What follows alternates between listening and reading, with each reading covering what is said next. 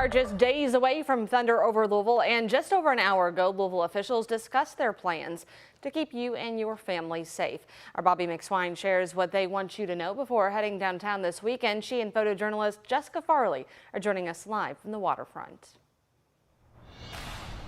Yes, and as you can see, preparations are already underway for Saturday's crowd. And if this year is anything like years past, thousands are expected to be in attendance right here at Waterfront Park. But this year is a little bit different for some, as concerns over safety are high. Last Monday and Saturday's mass shootings and other acts of gun violence have left a lasting impact. Some on social media say they will no longer come to Thunder. But Mayor Craig Greenberg and LMPD say the security plan is robust, with increased use of technology and an all-hands-on-deck approach. Greenberg says Thunder couldn't have come at a better time for the city. Because right now what our city needs is to continue to be together with our loved ones, with our friends, and also to meet new people, to get to know more people out in our community, to continue to enhance the strength of our community, to show our hospitality, to show the entire state, the country, and the world who Louisville really is. And Greenberg and LMPD are also asking the public to do all they can to remain safe, be vigilant, and report any suspicious activity. And on a heartwarming note, a tribute will be held right here after the fireworks show. That's about 9 p.m. for the victims of last Saturday's and Monday's mass shooting. And as always, there will be closures on both sides of the river. I'm live at Waterfront Park. Bobby McSwine, WHAS 11 on your side. Bobby, thank you. And speaking of closures, do not forget the Clark Memorial Bridge. That'll be shut down tomorrow at 9:45 a.m. and will last until 2 o'clock Sunday afternoon. For a complete list of road closures this weekend, head to WHAS11.com. And to help you get to and from Thunder, TARC and Humana will be offering fare-free rides all Saturday long. 5 post-Thunder boarding stops have been designated within a few blocks of Waterfront Park. TARC also says an additional 68 buses will be added to Saturday's service. Just be prepared for potential delays due to road closures. And we officially have our Thundernator. Jerry Puckett will launch those fireworks this weekend for Thunder over Louisville. Puckett is a Navy veteran and entered the Kentucky Lottery's Second Chance promotion for scratch-offs. Then he ended up winning the Derby City Fanatic package.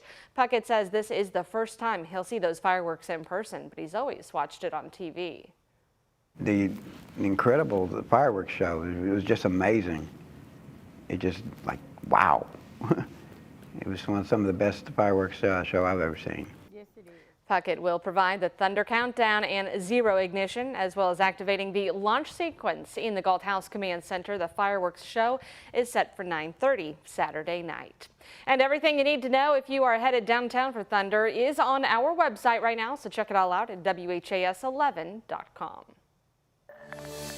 People came over saying they thought it was a gunshot. At first, I thought it was too. Even though I was there, I'm like that. I thought they shot a gun or so. I don't know, but it was so loud. 5 people recovering today after a car crash in Old Louisville, including a Metro police officer and a Jefferson County Sheriff's deputy. It happened at 1st and St. Catherine Streets around 7:45 last night. Police said the officer and deputy were both responding separately to a reported shooting when the crash happened. Both had their lights and sirens activated. 2 other cars were involved in that crash, and in addition to the officer and deputy, 2 adults and a child were taken to the hospital. We did just learn in the last few minutes that the LMPD officer is recovering at home. No word yet on the other injuries, but police say everyone is expected to be okay. They also told us the original 911 call about a shooting turned out to be unfounded. No victims ever found. A police officer shot during last week's mass shooting at the Old National Bank is now fighting pneumonia. It is yet another obstacle for Officer Nick Wilt, who remains in critical condition at U of L Hospital after receiving a gunshot wound to his head. His family shared that update on the Metro Police Foundation's Facebook page yesterday. Doctors saying pneumonia is common after a patient has been on a ventilator. Louisville Mayor Craig Greenberg praising the medical care Officer Wilt is receiving. There's no better place for him to be. We are continuing to send our prayers to he and his family on a speedy recovery there. We'll continue to provide updates as they're made available. His family has had tremendous support from LMPD, from all of his colleagues, from our city government, and from our city. And I think that is helping them get through this as we continue to work for Officer Wilt's recovery. In that update, Officer Wilt's family also asked for continued prayers and healing thoughts.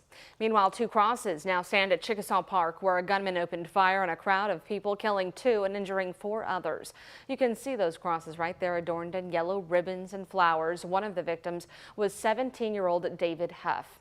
We spoke to Kamar Rashad, who's a teacher at Breckenridge Metro High School and a Louisville Metro Council member. He was close with Huff through his mentoring group called Men of Quality.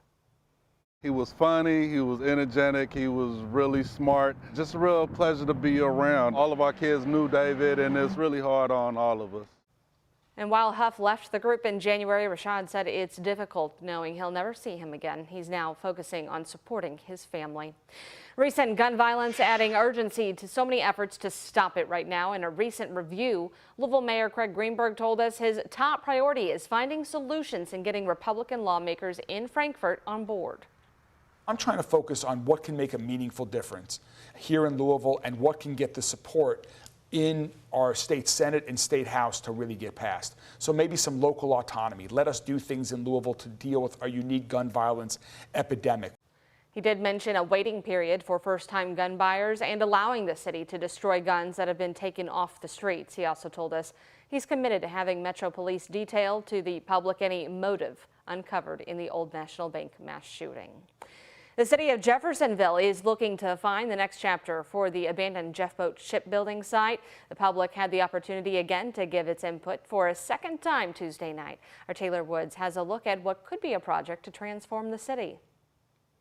Parking again for the marina, ability to move boats in and offshore. Dozens of Hoosiers weighing in on the future of development in Jeffersonville. The city is partnering with the American Commercial Barge Line to bring back life to the former Jeff Boat site, about 100 acres of land. The demand for housing, demand for new entertainment, the demand along the river.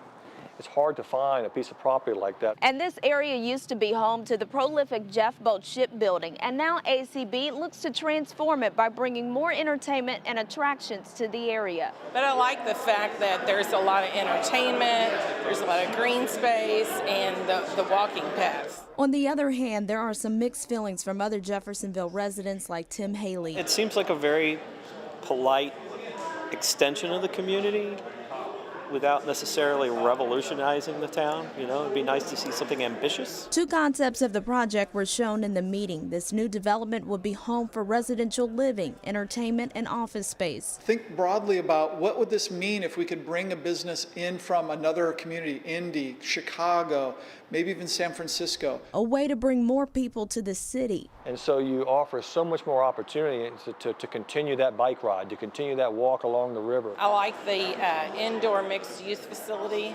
I thought that was kind of cool. I hadn't seen anything like that in this area before. A final plan is still a few months away in Jeffersonville. Taylor Woods, WHAS11 on your side. In January, Jeffersonville Mayor Mike Moore said the city grew for decades because of Jeff Boat. He also does not want to see the property used as an industrial site in the future. Moore said he'd like to see more public access on the property with the Ohio River Greenway expanded with a walking trail.